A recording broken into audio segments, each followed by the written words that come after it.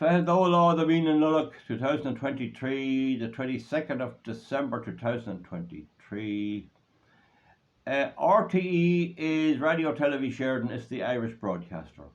For many, many years it did the job. It gave us the weather, it gave us the sport, it gave us news, and it gave us fairly true news. And it ran programs like The Reardons, which was a good old country program. It ran Glen Rowe. It tried to deal with Fair City for the Dublin thing until it went woke. And they had Frank Hall, on whom my videos, Val's Pictorial Weekly, are modelled. And that's Frank Hall. He was a great old critic. And on it would be people like Ulick O'Connor and all these sort of fellas. And Ulick was later ostracised by RTE. But the point about it is, the staff that worked for RTE back then and did the very best they could and thought they had a pension, a secure pension, have now had their pensions cut because RTE is broke. And it's broke because it's a cultural Marxist left-wing propaganda machine. These staff never wanted that. Many of the existing staff never wanted it. But the Irish government, under the Greens and the Labour Party and all the left wingers, Richard Boyd Carrott and all of these, they all and Catherine Murphy and all of them, and they have all forced this agenda of the woke agenda, the climate change hysteria, the renewable energy hysteria. Mary Robertson raving on about renewable energy. She wouldn't know the first end of a generator from the back. And so RTE, nobody wants it, everyone knows it's fake, and nobody will want it. And faced with the modern medium of the internet and all of these things and the smartphone, they are really up against it. Really, really up against it. But it is not fair to cut the pensions of those staff. There should be a period when their pensions are as secure as any other workplace. Why should they suffer because the woke cultural Marxist left-wing Fianna Fáil, Fine Gael and Labour and Sinn Féin take over?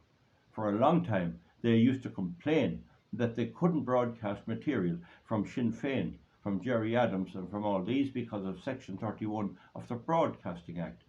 The journalists complained about that. That was repealed. But there's no complaints now when they censor me and I want to tell them that the whole renewable energy racket is unassessed under Article 3.2 of the SEA directive and the law has been broken. That can't be let out. The various successes we had in the courts cannot be spoken about. They're the ones who brought about this adherence to the World Economic Forum and Bilderbergs and all of these. They're the ones who did it. It wasn't these staff. I'd say that these staff have a legal case for cutting their pensions. Why should they cut their pensions? Why shouldn't the pensions of those who served the country well be left alone? But no, that's not how it works. Those who are not guilty have to carry the weight of the guilty. Just as I'm not guilty of the destruction of my country with their energy thing and their migrants, I have no active part in it, and yet I have to suffer it because they have managed to get their hands on the levers of power. I believe the pensions of people who genuinely earn them should be left ring-fenced, and let the later ones, the like of Dee Forbes, Katrina Perry, these other lefties, let them take the cuts. That would be the right way to do it. Whether you persuade a judge in the court to do that, I'm not quite sure. Comment underneath, give me a thumbs up or a thumbs down, and never confuse RTE with real, true education, which is this video here, not fake news, except Val's Pictorial Weekly, which is fake news, of course, meant to be a bit of fun.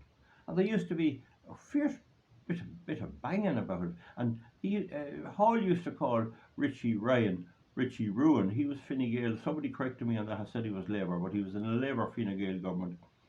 And like he was unbelievably cutting, but he was a great character. That's gone now from broadcasting. I'm actually the only broadcasting outlet which uses satire, which cuts the boots of them, as to say, and which does it in a way to be somewhat witty. That's where I get my little bit of a prompt from. Folks, we'll see you back for something else, but that's it. They shouldn't be cut, in my view. Give your opinion on the underneath.